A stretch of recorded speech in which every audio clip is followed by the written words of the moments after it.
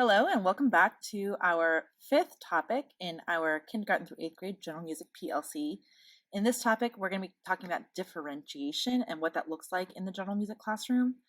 In this first segment, we're going to be talking about assessing for differentiation. Before you can know how to differentiate for your students, you have to be able to know what your students can and cannot do and where they need that extra help and where they need that extra challenge. So there's a lot of different ways to assess for differentiation. But first, let's talk about the different types of assessment. So we can think of assessments in two ways. We can think about when we administer the assessment and how we administer it. So the three main whens are the diagnostic, the formative, and the summative.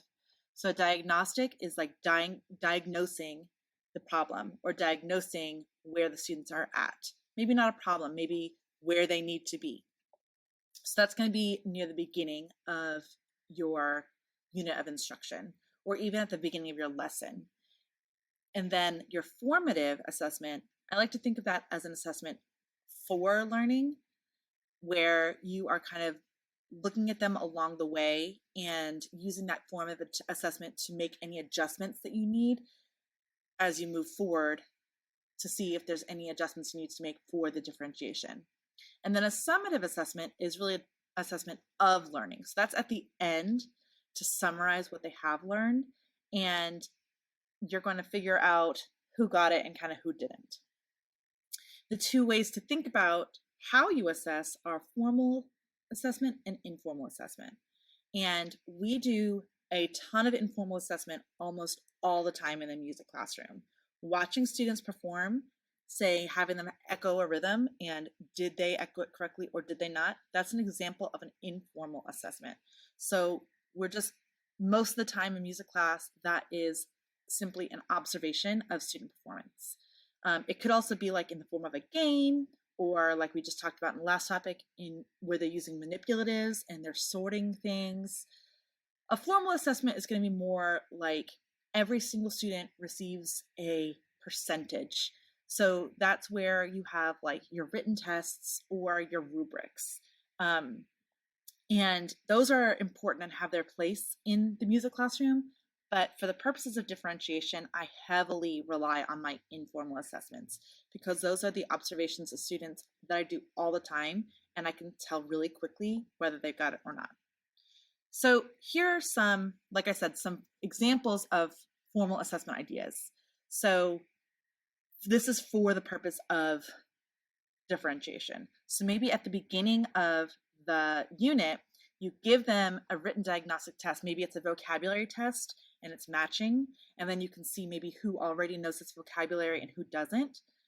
Or maybe you're having them perform some sort of technique, like maybe a crossover technique with the xylophones, and you have a specific rubric of check marks of what you're looking for them.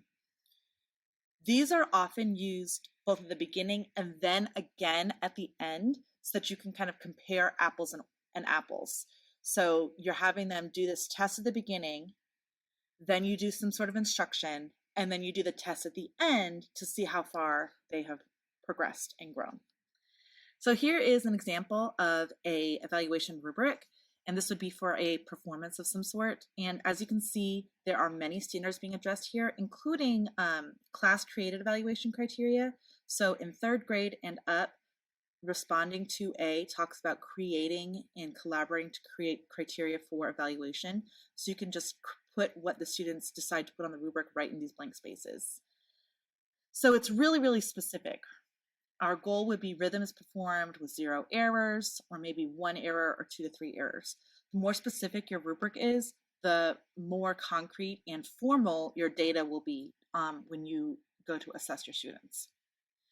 So like I said, I heavily rely on my informal assessments, especially when it comes to differentiation. So here are some ideas for that. A ticket out the door could be written or performance. I like to hold up flashcards with my students on the way out the door, and maybe it's a 4-beat rhythm and they have to read it.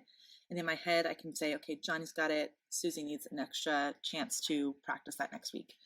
Or it could be I give everyone a piece of paper and I have them notate a rhythm that I give them at the end of class, and they have to hand it in, and I can see who understands how to notate that rhythm or not. Rhythm is just obviously one example. Another option is ticket in the door, which is a review from previous weeks so that data is fresh, because maybe they understood it at the end of class last week or yesterday or however long it's been since you've seen the class, but do they remember it? So same thing, you give them a flashcard and they read it on their way in. And so that tells you who remembered it, and it also gives you fresh information in case you forgot from the previous week. You can also do whole group or small group performance observation. So again, this is you're having them echo some sort of rhythm or play something on an instrument or sing, and you can observe the whole class simultaneously and then see who understands it and who doesn't. Nonverbal check-ins are also a great way to informally assess your students. So an example would be a fist to 5, where you say, can you show me how much you understand this concept? 5 being I could teach it to someone else, 1 being I have no idea what's going on. Or I tell my students, give me a thumbs up, down, or sideways a lot of the time on how they're feeling. And I let them know that it's just a communication between me and them. It's not for a grade. It's just you tell me if you got it or if you need a little bit more help from me. And that's a really quick visual check.